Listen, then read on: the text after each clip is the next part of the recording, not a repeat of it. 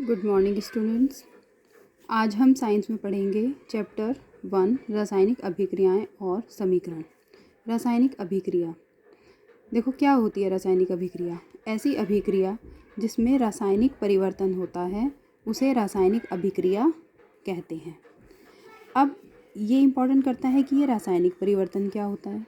रासायनिक परिवर्तन यानी कि जिस अभिक्रिया में नए पदार्थ बनते हैं उसे हम रासायनिक परिवर्तन कहते हैं। इसे हम ऐसे समझ सकते हैं कि जैसे रासायनिक अभिक्रिया के हमने उदाहरण दिए। हम डेली भोजन खाते हैं तो भोजन का पाचन, जब हम भोजन खाते हैं वो भोजन हमारे शरीर में पचता है। हम सांस लेते हैं, हम दही जमाते हैं, दही का बनना वो भी क्या है, एक रासायनिक परिवर्तन। घर में लोहा पड़ा होता है, पुराना हो जाता है, उस पर जंग लग जाता है, वो भी क्या है, एक रासायनिक परिवर्तन। और ये सब किसके उदाहरण हैं, रासायनिक अभिक्रिया के। अब इसी के अंतर्गत आता है अभिकारक और उत्पाद। अभिकारक क्या होता है, ऐसे पदार्थ जो किसी रासायनिक अभिक्रिया में भाग लेते हैं। आप देखेंगे कि हम ऊपर पढ़ रहे थे रासायनिक अभिक्रिया, इसी रासायनिक अभिक्रिया को कोरिलेट करते हैं अभिकारक और उत्पाद। ऐसे पदार्थ जो किसी रासायनिक अभिक्रिया में भाग लेते हैं उन्हें अभिकारक कहते हैं।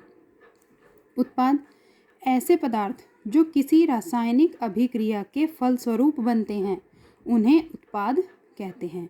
यानी कि दोनों के दोनों पार्ट किससे रिलेट कर रहे हैं, रासायनिक अभिक्रिया से। तो इसका अर्थ यह है कि रासायनिक अभिक्रिया में अभिकारक और उत्पाद दोनों का ही होना बहुत ज़रूरी है और उसी से ही हमारी रासायनिक अभिक्रिया कंप्लीट होती है। अब इससे आगे चलते हैं। रासायनिक अभिक्रिया में शामिल, यानी कि रासायनिक अभिक्रिया में क्या क्या शामिल होता है। पहला होता है कि उसकी अवस्था में परिवर्तन। परिवर्तन यानी कि बदलाव, चेंज। रंग में परिवर्तन, तापमान में परिवर्तन और गैस का उत्सर्जन। अवस्था में परिवर्तन से समझते हैं, अवस्था यानी कि 3 अवस्थाएं होती हैं, ठोस, द्रव और गैस। यानी कि किसी में बदलाव हो सकता है। रंग में परिवर्तन आप आसानी से समझ सकते हैं, कोई भी रंग में बदल सकता है। तापमान में परिवर्तन, क्या टेम्परेचर है। गैस का उत्सर्जन यानी कि गैस का निकलना। नेक्स्ट है रासायनिक समीकरण। किसी भी रासायनिक अभिक्रिया को रासायनिक समीकरण के द्वारा आसानी से दिखाया जा सकता है।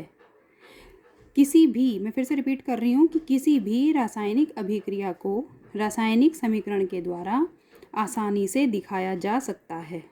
रासायनिक समीकरण में तत्वों के प्रतीकों का इस्तेमाल किया जाता है। यानी कि रासायनिक समीकरण में जो रासायनिक अभिक्रिया यूज़ होती है उस ही रासायनिक अभिक्रिया में जितने भी तत्व होते हैं हम उनके प्रतीकों का यूज़ करते हैं। तत्व और प्रतीक आपने 9th में याद करें हैं, जैसे कार्बन का C, हाइड्रोजन का H, ऑक्सीजन का O, नाइट्रोजन का N, याद आया हो शायद। नेक्स्ट, अब इसी में जैसे एग्जाम्पल है रासायनिक समीकरण का, हम एक एग्जाम्पल की सहायता से समझ सकते हैं। इसका एग्जाम्पल, फॉर एग्जाम्पल C+O2 बराबर CO2। ये पूरी की पूरी एक रासायनिक अभिक्रिया है। C यानी कि कार्बन, O2 ऑक्सीजन, CO2 यानी कि कार्बन डाइऑक्साइड। इसे हम ऐसे समझ सकते हैं कि इस रासायनिक अभिक्रिया में बीच में क्या है, तीर।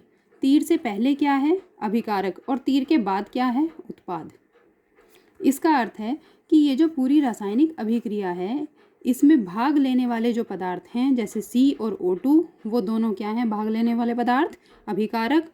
और अभिक्रिया के फलस्वरूप जो बनने वाला पदार्थ है, वो बनने वाला पदार्थ कौन सा है, CO2, वो क्या है, उत्पाद।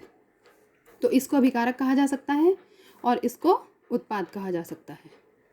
तीर से जो पहले है उसे हम क्या शो कर सकते हैं, LHS, और इसको क्या शो कर सकते हैं, RHS।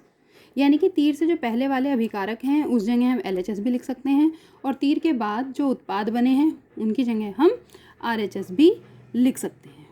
ठीक है, इसको मैंने यहाँ पे इजी लैंग्वेज में आपको समझाने के लिए यहाँ पर लिख दिया। यानी कि तीर के बाईं ओर को LHS कहा जाता है और तीर के दाईं ओर को RHS कहा जाता है। नेक्स्ट है हमारा संतुलित रासायनिक समीकरण। अभी हमने रासायनिक अभिक्रिया पढ़ी, रासायनिक अभिक्रिया के बाद उसके परिवर्तन पढ़े, अभिकारक, उत्पाद, फिर हम रासायनिक समीकरण पर भी आए। इसके बाद अब जो हम पढ़ रहे हैं ध्यान से देखेंगे, ये रासायनिक समीकरण है लेकिन इसके नाम से पहले लिखा हुआ है संतुलित। इसका अर्थ है कि संतुलित रासायनिक समीकरण, जो इसके नाम से ही पता चल रहा है कि ऐसी रासायनिक समीकरण जो संतुलित हो, संतुलित यानी कि बैलेंस हो, उसे हम क्या कहेंगे, संतुलित रासायनिक समीकरण। इसको अभी हम समझेंगे। ध्यान दें, द्रव्यमान के संरक्षण के नियम के अनुसार, द्रव्यमान के संरक्षण का नियम हमने 9th में पढ़ा है। रासायनिक संयोग के नियम एक चैप्टर था, उस चैप्टर में हमने ये नियम पढ़ा है, द्रव्यमान का संरक्षण का नियम। और उस नियम के अनुसार क्या था कि किसी भी रासायनिक अभिक्रिया में द्रव्यमान का न तो निर्माण होता है, यानी कि न तो बनता है, और न ही उसका नाश किया जा सकता है।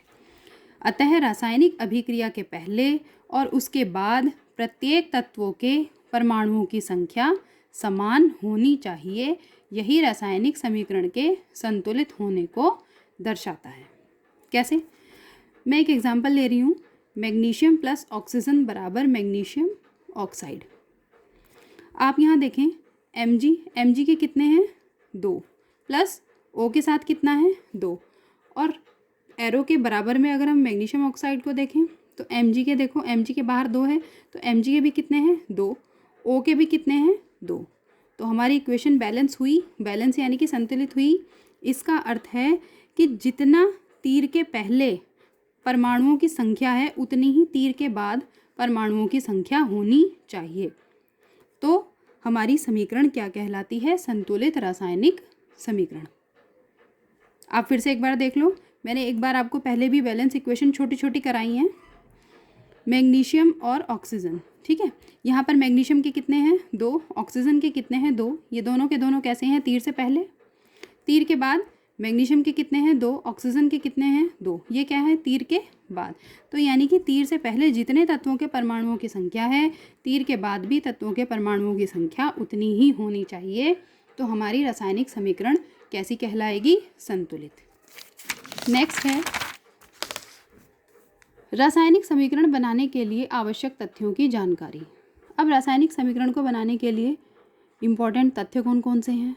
नंबर 1, रासायनिक अभिक्रिया में भाग लेने वाले पदार्थ। हमने पीछे भी पढ़ा है कि जो रासायनिक अभिक्रिया में भाग लेते हैं उन्हें कहा जाता है अभिकारक, और जो रासायनिक अभिक्रिया के फलस्वरूप बनते हैं उन्हें हम क्या कहते हैं? उत्पाद। तो सबसे पहले तथ्य की जानकारी क्या है? हमें पता होना चाहिए कि रासायनिक अभिक्रिया में भाग लेने वाले पदार्थों और उत्पादों के बारे में हमें ज्ञान होना चाहिए। नंबर 2, अभिकारकों और उत्पादों के हमें सूत्रों का भी ज्ञान होना चाहिए, जैसे कार्बन का C, ऑक्सीजन का O। नेक्स्ट, अभिक्रिया के लिए आवश्यक ताप का ज्ञान, यानी कि टेम्परेचर कितना है उसका भी ज्ञान होना चाहिए। और अगर हम रासायनिक समीकरण कर रहे हैं और उसमें उत्प्रेरक है तो हमें उसका भी ज्ञान होना चाहिए। उत्प्रेरक के बारे में हम आगे डिटेल में पढ़ेंगे कि उत्प्रेरक का इन रासायनिक समीकरणों में क्या वर्क होता है। नेक्स्ट है रासायनिक समीकरण की कमियों का उल्लेख। रासायनिक समीकरण की निम्नलिखित कमियां भी हैं, जैसे नंबर 1, क्रिया में भाग लेने वाले पदार्थों और उत्पादों की अवस्था का ज्ञान समीकरण से नहीं हो पाता। हमने भी पीछे पढ़ा, अभिकारक और उत्पाद। क्रिया में भाग लेने वाले पदार्थ कौन से होते हैं? अभिकारक, और क्रिया के फलस्वरूप बनने वाले उत्पाद। तो इनकी अवस्था का ज्ञान हमें उस समीकरण से नहीं हो पाता। नंबर 2, रासायनिक अभिक्रिया उत्क्रमणीय है या अनुत्क्रमणीय है, हमें इसका भी ज्ञान नहीं हो पाता। उत्क्रमणीय यानी कि रिवर्सिबल, जो दोनों ओर चल सकती है। अनुत्क्रमणीय यानी कि जो केवल एक ही दिशा में चल सकती है। नंबर 3, रासायनिक अभिक्रिया की गति का ज्ञान नहीं हो पाता। नंबर 4, रासायनिक अभिक्रिया कितने समय तक होती रहेगी यह भी पता नहीं चल पाता, यानी कि रासायनिक अभिक्रिया हमारी कितना ज़्यादा समय ले सकती है और कितना कम समय ले सकती है, हमें इसका ज्ञान इससे नहीं हो पाता। रासायनिक अभिक्रिया में प्रकाश, ऊष्मा या ध्वनि आदि ऊर्जाएं उत्पन्न होती हैं या नहीं, इसका भी ज्ञान नहीं हो पाता। Okay, thank you for the class.